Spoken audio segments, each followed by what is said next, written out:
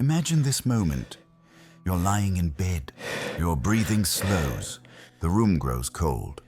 And then you see him, a figure so vast, his head touches the heavens while his feet rest on the earth. 70,000 veils cover his face, his body covered in countless eyes and tongues, each one speaking a different language, each one watching a different soul. He doesn't knock. He doesn't ask permission. He simply appears. His name is Azrael, the angel of death, and he's coming for you. But here's what most people don't know. The way he takes your soul depends entirely on how you lived. For some, his arrival brings peace, light, and the scent of paradise. For others, it brings terror so absolute that if you could scream, your voice would shatter mountains. This isn't folklore. For over 1.4 billion Muslims worldwide, this is as real as the air they breathe.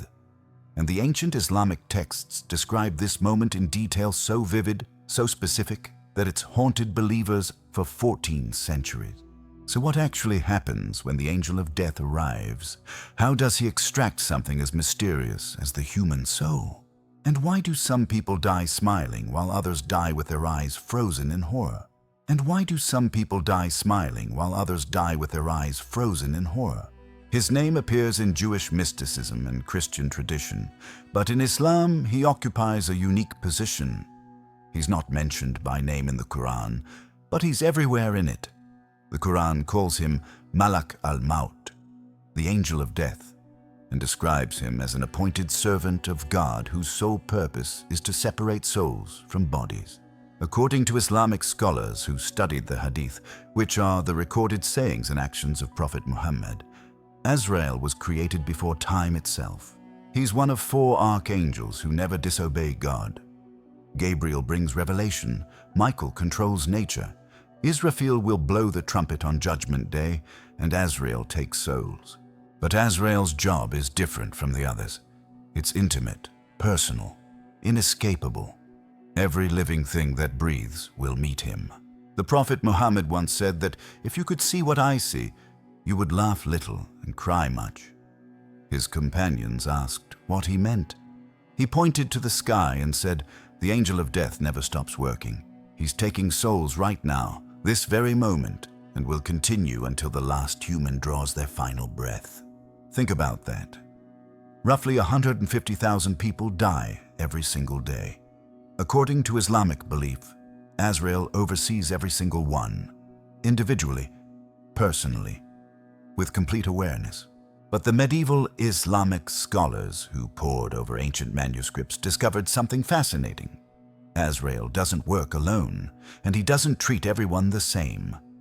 The way he appears, the way he speaks, even the physical sensation of death itself changes dramatically based on one thing: your record. It begins 3 days before your death. According to classical Islamic texts compiled by scholars like Imam al-Ghazali and Ibn Qayyim al-Jawziyah, Azrael begins his approach 72 hours before your final breath. You don't see him yet, but your soul senses him. This explains something doctors have observed for centuries. Terminal patients often become restless exactly 3 days before death. They speak of shadows in the corner. They stare at empty spaces. Some suddenly want to reconcile with family members. Others withdraw completely. They're not imagining it. The veil between worlds is thinning. On the 3rd day, if you're a believer who lived righteously, something extraordinary happens. Angels descend alongside Azrael. Not just any angels. The Quran describes them as having faces like the sun, carrying shrouds made from the silk of paradise, and bringing with them fragrances that no earthly perfume can match. The Prophet Muhammad described this scene in precise detail. When the time comes for a righteous soul to depart, angels with faces as bright as the sun descend from heaven. They bring with them a shroud and perfume from paradise. They sit before him as far as the eye can see. But if you're a sinner, if your life was marked by cruelty, disbelief, and injustice, a completely different group arrives. Angels with faces of coal, carrying chains of fire and shrouds woven from the flames of hell. The prophet said they bring with them a stench so foul that if it were unleashed on earth, every living creature would die from the smell alone. These angels don't sit peacefully. They surround you. They wait. Now comes the moment itself, your last breath. For the righteous believer, Azrael appears not as a terrifying figure, but as a presence of overwhelming gentleness. Some scholars describe him appearing in the form most comforting to the dying person. He speaks, and his voice is like a cool breeze on a summer day. "O good soul," he says, "come out to forgiveness from God and his pleasure. Come out praised, not blamed." And here's what the ancient texts describe next. The soul doesn't want to stay in the body. It wants to leave. The righteous soul, recognizing what awaits it, begins to flow out naturally, like water droplets sliding off silk. The Prophet Muhammad compared it to a drop released from a water skin. There's no pain, no resistance, just release. The angels catch the soul immediately, never letting it stay naked for even a split second. They wrap it in that shroud from paradise, and instantly the soul experiences something impossible to describe in human language. It smells itself, and it smells better than the finest musk on earth. Then Azrael begins the ascent. He carries the soul upward through the 7 heavens, and at each level, something miraculous happens. Angels gather and ask, "Who is this beautiful soul?" The angels carrying it respond with the person's name and title, saying, "This is so-and-so, the son of so-and-so," using the best names the person was known by in life. Then Azrael begins the ascent. He carries the soul upward through the 7 heavens, and at each level, something miraculous happens. Angels gather and ask, "Who is this beautiful soul?" The angels carrying it respond with the person's name and title, saying, "This is so-and-so, the son of so-and-so," using the best names the person was known by in life. Every gate of heaven opens. Every angel rejoices. The soul travels upward until it reaches the 7th heaven, where God himself commands, "Record my servant's book in Iliyin," which is the highest register, the book of the righteous. But for the sinner, everything inverts into nightmare. Azrael appears, but not gently. His face shows the reality of judgment. His voice becomes harsh, commanding. "O evil soul," he thunders, "come out to the anger of God and his wrath. Come out blamed, not praised." And the soul doesn't want to leave. It clings to the body with desperate strength, sensing what awaits it.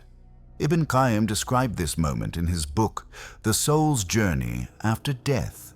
The soul spreads throughout the body like molten metal spreads through cloth. It hides in the veins, behind the bones, in the deepest parts of the flesh. So Azrael must extract it by force. The Prophet Muhammad used a disturbing metaphor. It's pulled out like a thorny branch dragged through wet wool. Imagine fishing wire with barbs being yanked through soft tissue. The soul tears as it exits. Every nerve screams. Every cell resists. Some scholars interpret this literally. Others see it as metaphorical language for spiritual agony. But every classical Islamic source agrees. This death is torture. When the soul finally breaks free, the angels don't cradle it gently. They grab it with disgust. They wrap it in that burning shroud, and immediately the soul begins to smell itself, reeking of the worst stench imaginable. Then comes the ascent, but this time it's an ascent of shame. Azrael carries the soul upward, and at each gate of heaven, angels gather and ask, "Who is this filthy soul?" They respond with the worst names the person was known by. "This is so-and-so, the son of so-and-so," but using terms of disgrace. Every gate of heaven slams shut. No one wants this soul near them. Finally, God commands, "Record my servant's book in Sijin, the lowest register, the book of the condemned." The soul is cast back down to the body, but now it's trapped in its grave with full awareness, waiting for judgment day in what can only be described as a prison of despair. But the story doesn't end with the soul's return. Now comes the interrogation. Islamic tradition holds that moments after burial, Two angels named Munkar and Nakir enter the grave. They're described as having blue-black faces, eyes like lightning, and voices like thunder. They make the dead person sit up, corpse and soul reunited, and they ask three questions. Who is your Lord? What is your religion? Who is your prophet? For the believer, these questions are simple. The answers flow naturally. My Lord is Allah. My religion is Islam. My prophet is Muhammad. The grave expands, becomes spacious, and a window to paradise opens, filling the grave with light and fragrance until resurrection day. But for the disbeliever or hypocrite who only pretended faith in life, the questions become impossible. The tongue stutters, the mind goes blank. They answer, I don't know, I just followed what people around me were doing. The grave contracts, crushing the ribs together. A window to hellfire opens, and the heat and smoke pour in. The person remains conscious, trapped in this state, for what feels like eternity. Medieval scholars debated whether this is physical or spiritual. Can a decomposing body really feel? The dominant answer became, yes, but not in ways the living can understand. The soul experiences through the body in a state that transcends physical laws. Here's something even more disturbing. Islamic texts describe different intensities of death based on how you lived. The Prophet Muhammad outlined a hierarchy. The easiest death belongs to martyrs who die defending faith or justice. They don't feel the soul's extraction at all. To them, death feels like a mosquito bite. Their souls are said to fly free immediately, housed in the bodies of green birds that roam paradise while their physical bodies remain on earth. Next come the righteous believers who lived justly, prayed sincerely, and helped others. Their death is like the gentle extraction described earlier. Then come average Muslims who believed but sinned regularly. Their extraction is difficult, painful, but not torture. It's proportional to their misdeeds. But at the bottom are those who committed great evils, murderers, oppressors, those who died rejecting God while knowing the truth. For them, death becomes extended agony. The soul is literally ripped apart over hours or even days of suffering.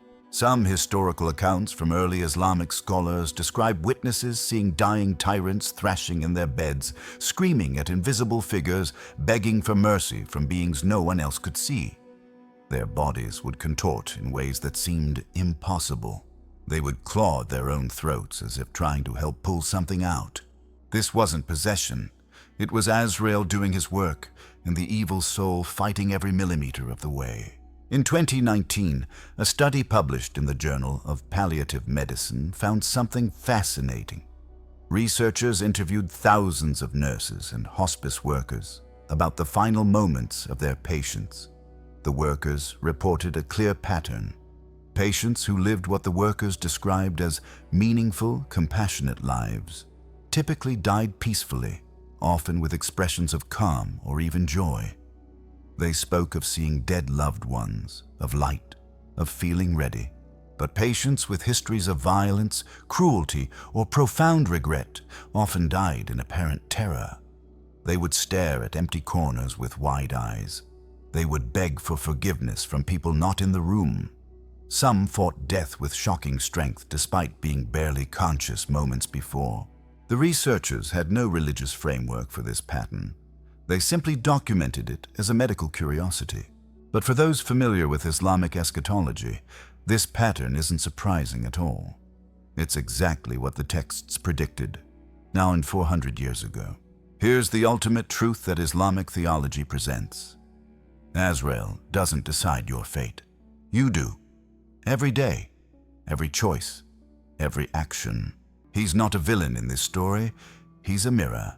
When he arrives, he simply reflects back the sum total of your life. Did you show mercy? He shows you mercy. Did you cause suffering? He delivers suffering. Did you live with awareness of something greater than yourself? He opens a door to that greatness. Did you live only for yourself, trampling others? He shows you the emptiness of that existence. The angel of death doesn't bring death. He reveals what was always there, hidden beneath the noise of living. And according to Islamic belief, he's already started his approach, not just for the elderly or the sick. For everyone. The clock is ticking. The veil is thinning.